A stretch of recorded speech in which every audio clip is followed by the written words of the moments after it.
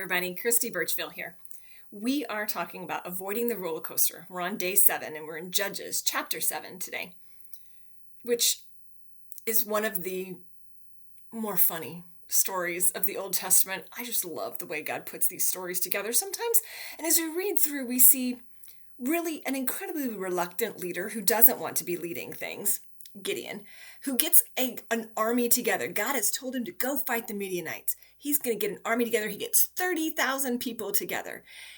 And God summarily dismisses 31,700 of them and leaves him with 300.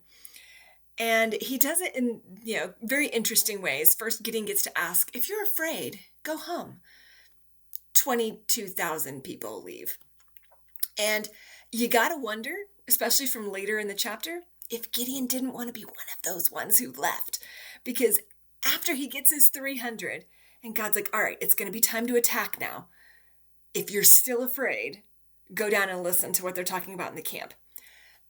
Gideon hightails it down to camp. He's like, look, I got to go. I got to go see what they're talking about because this is crazy. I'm going to go attack this massive army with 300 people. I think he would have left at the fear question because he was terrified.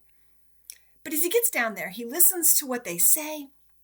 He hears that they're actually more scared of him and God than what he is of them.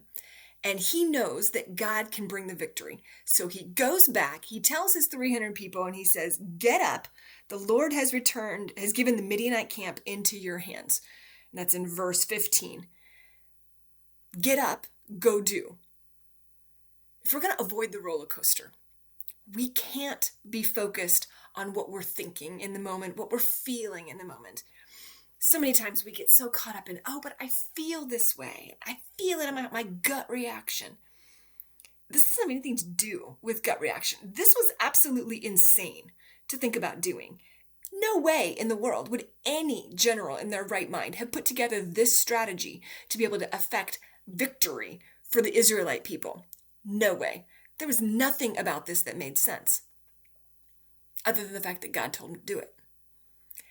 We have to get up and go do.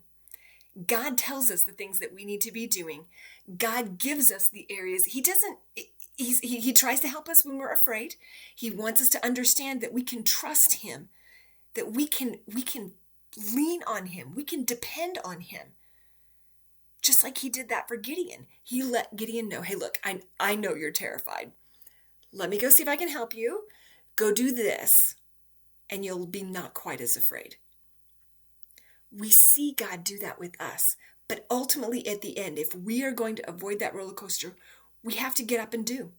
Even if we are afraid, even if we are unsure, we have to go and do what God told us to do.